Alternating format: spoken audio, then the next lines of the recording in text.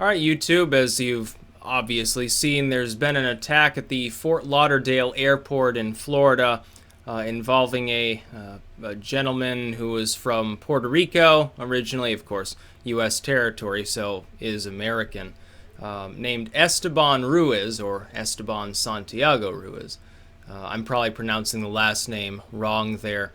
Apparently, this is a weird story already. 5 people are dead and a number have been injured. I think it's about a dozen people now. They evacuated the terminal that he was shooting up. Apparently, he was a single individual there. Apparently, back in November, or thereabouts, he contacted the FBI and told them he was being forced to fight for ISIS. He was then investigated for child pornography. So I think what we're dealing with here is someone who is absolutely fucking nuts and probably should not have still been active military. Apparently he was known to the FBI. He was known to have some fucking problems, and nothing was done about the fact that he was allowed to walk through the airport with a weapon. Yeah, I'm sure that the legacy media will probably gravitate towards one of several explanations. Unfortunately, all the like Alex Joneses, they'll say, oh, he was an ISIS member and they're covering it up. Maybe. I guess it's possible, but I'm not seeing evidence of that. Others will say, oh, this is a gun problem. It's a problem with, I don't know, because he's listed as like white on prior convictions, even though he's Hispanic. They'll say, oh, well, he was obviously like racist or something like that. He just wanted to kill brown people or something along those lines.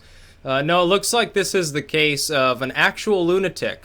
Somebody who actually was a fucking psycho, snapped, was showing symptoms of being a psycho months ago, and they did absolutely nothing to stop him. This is why I don't trust big government. This happened with Tsarnaev, too. You remember the Boston Marathon bombing. A lot of people don't even remember what happened. The older brother, was it Dzhokhar Tsarnaev, I think his name was? He had been investigated before. The FBI was well aware of the fact. The Russians told them, yeah, he's been indoctrinated into Islamofascism in Chechnya. The Chechen rebels, he went over there. He was told all the Islamofascist fuckfest sort of stuff. He's an Islamofascist now. You need to watch out for him. And they paid it no heed. He was posting about how great Osama was, how great ISIS was, on Facebook. Nobody paid it any heed. And then they acted like they were taken aback, like they were surprised when he bombed the marathon bombing there.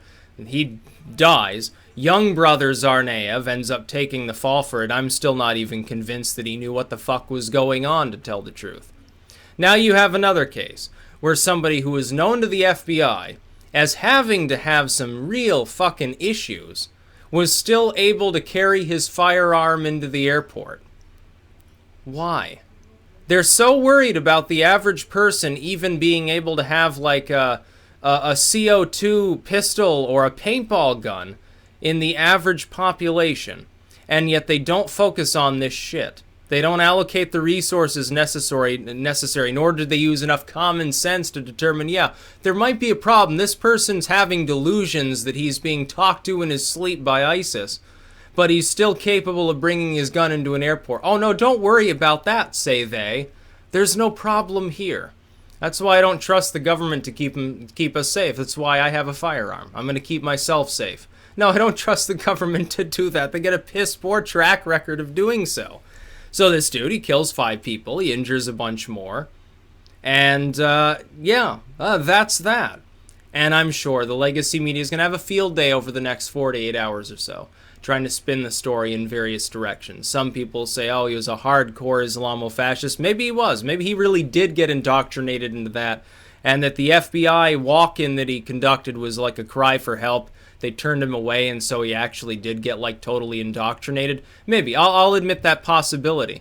It looks more like, though, he was just a fucking loon.